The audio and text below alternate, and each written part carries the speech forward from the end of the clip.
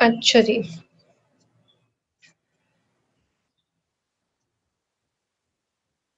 अच्छा बेटे, अगर इसे हम इफ़ेक्ट्स की बात करें तो मेमोरी प्रॉब्लम जो है वो लोग फेस कर सकते हैं due to the use of marijuana, ठीक है। और फिर फर्दर डिस्कशन है कि क्या मेमोरी इम्पेयरमेंट मैरिजुआना की वजह से होती है या वो लोग मैरिजुआना यूज़ करते हैं जो उनको मेमोरी प्रॉब्लम्स होती हैं। तो उसकी फिर फर्दर जो है फाइंडिंग्स रिसर्च की दी गई हैं, ये आप लोग देख सकते हैं, ठीक है। अगेन इसके भी कुछ मेडिकल पोटेंशियल मेडिकल यूजेस हैं, ठीक है। इट रिड्यूसेस नॉसिया और स्ट्रेसेस ट्रिमर्स, ठीक है, जो ट्रिमर्स को कम करता है, reduces pressure in the eyes and decrease cell loss in the brain after a stroke, ठीक है। तो डेफिनेटली इसके जो है वो काफी मेडिकल यूजेस भी हैं। और however animal research shows that marijuana is most effective in protecting the brain from stroke damage if it is administered as quickly as possible after the stroke। तो बेटे जहां पर हम देख रहे हैं कि इनके नुकसानात हैं और नुकसानात किस सूरत में हैं, when they are not required by your body, ठीक है।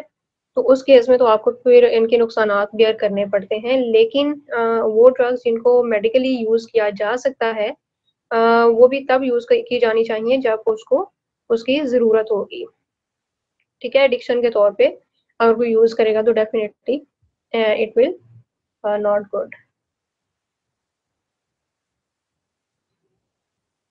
अच्छा, मैरिजुआना को गेटवे ड्रग भी कहा जाता है, ये आप लोगों ने याद रखना है। और गेटवे ड्रग क्यों कहा जाता है, क्योंकि the people who start from marijuana तो they become more easily addictive to other drugs as well, ठीक है। स्टार्ट करते हैं फ्रॉम मैरिजुआना और आहिस्ता आहिस्ता फिर वो एडिक्टिव हो जाते हैं दूसरी ड्रग्स के लिए भी। इस वजह से इसको कहा जाता है गेटवे ड्रग, ठीक है, मतलब रास्ता ड्रग्स की तरफ।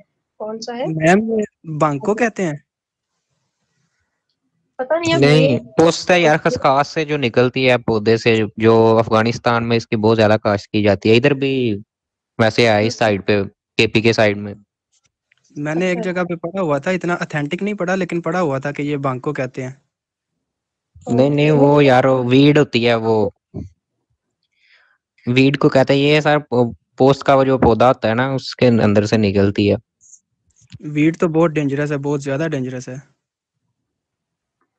हाँ वो मतलब उसमें आती है ना, तो ये अलग चीज है।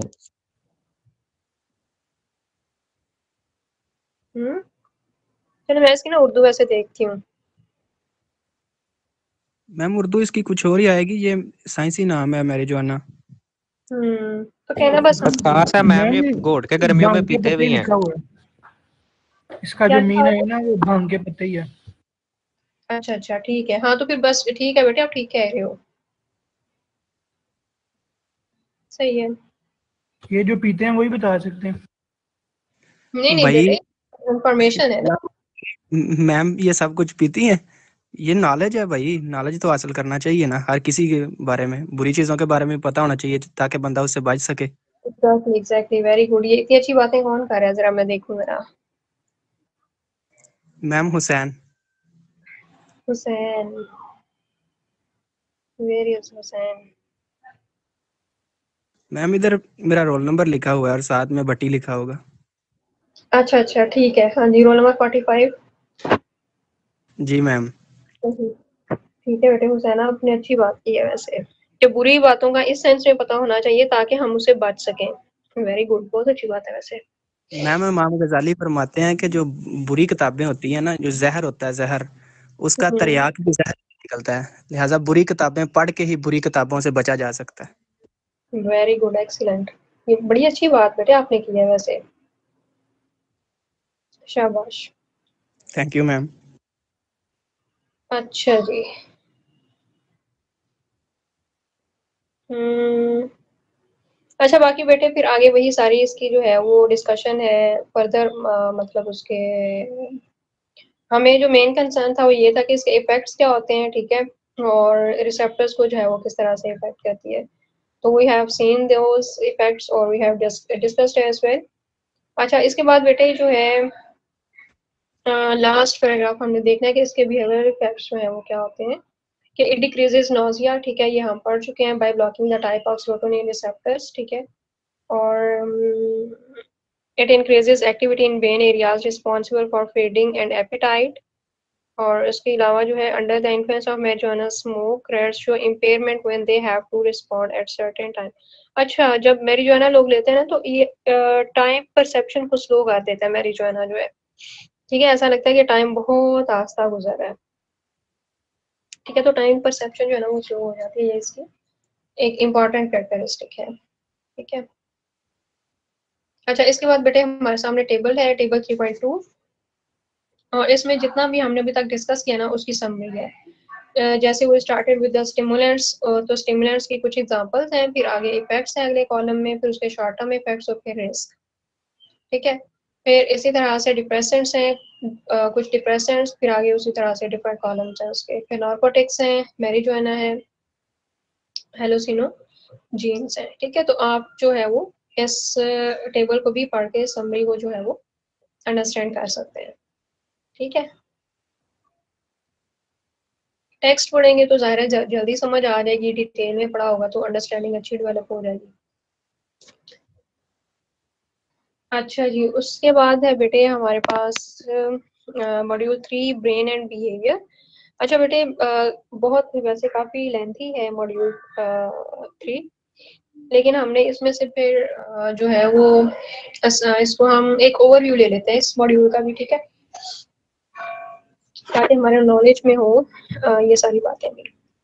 अच्छा बेटे, इसमें बेसिकली हम पढ़ेंगे कि ब्रेन का स्ट्रक्चर क्या है, ठीक है, या सेंट्रल नर्वस सिस्टम का स्ट्रक्चर क्या है, ठीक है।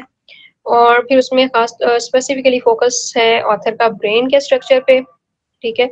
और फिर कुछ और इम्पॉर्टेंट कॉन्सेप्ट्स हैं जैसे ब्रेन प्लास्टिसिटी है, बाइंडिंग प्रॉब्लम्स हैं, ब्रेन एक्टिविटी को मेजर किस तरह किया जाता है, और ब्रेन डैमेज जो है वो किस तरह से बिहेवियर को अफेक्ट करता है, ठीक है। तो ये कुछ चीज़ें हैं जो हम इसमें एक ओवरव्यू उनका लेंगे। अच्छा बेटे, यहाँ पर फ्लो चार्ट की फॉर्म में नर्वस सिस्टम का जो है ना वो स्ट्रक्चर नहीं दिखाया गया, आप लोगों ने अभी एक फ्लो चार्ट बना लेना है जैसे जैसे मैं आपको पार्ट्स बताऊंगी नर्वस सिस्टम के, ठीक है। तो if you are ready with your paper and pencil, तो मैं स्टार्ट करती हूँ आप लोगों को बताना।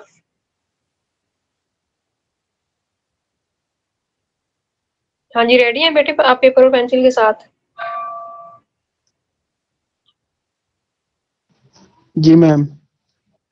ओके। अच्छा बेटे, पेपर के बिल्कुल टॉप पे सेंटर में लिखे नर्वस सिस्टम, ठीक है। फिर उसकी दो ब्रांचेस बनाएं, एक पे लिखें सेंट्रल नर्वस सिस्टम और दूसरी पे लिखें peripheral nervous system,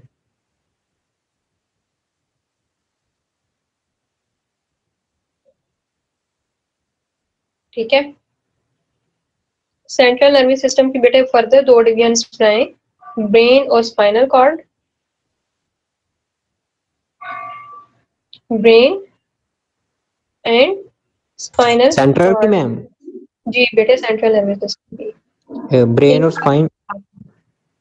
brain and spinal cord screen पे आपको नजर आ रहे हैं दोनों ये,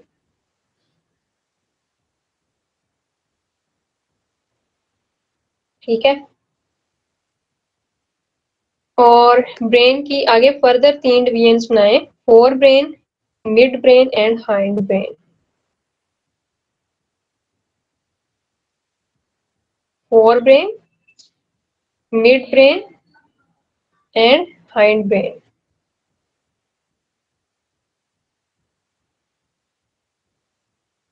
फोर मैम ब्रेन, ये लास्ट वाला क्या है? मिड ब्रेन और हाइंड, HIND, हाइंड ब्रेन, दिमाग का पिछला हिस्सा।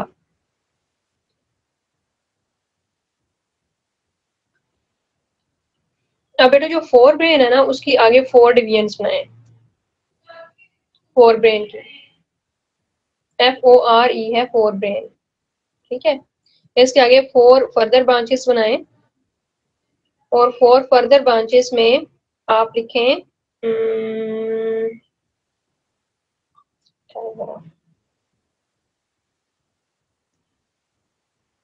ये सबसे पहली ब्रांच पे लिखें frontal lobe, FRONTAL frontal lobe, ये आपको स्क्रीन पे वैसे नजर भी आ रहा है लेफ्ट साइड पे अगर आप देखें तो,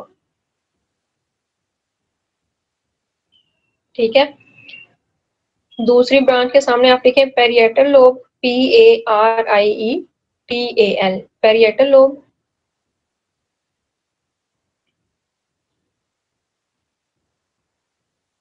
थर्ड आप लिखें occipital lobe, OCCIPITAL, occipital lobe. और फोर्थ आप लोग लिखें temporal lobe, TEMPORAL, temporal lobe. Ma'am second और थर्ड रिपीट कर दें काइंडली। बेटे ये आपको स्क्रीन पे भी नजर आ रही है सेकंड और थर्ड, ये सामने नजर आई है आपको, पेरिएटल लोब और ऑक्सीपिटल लोब। Okay ma'am. ठीक है।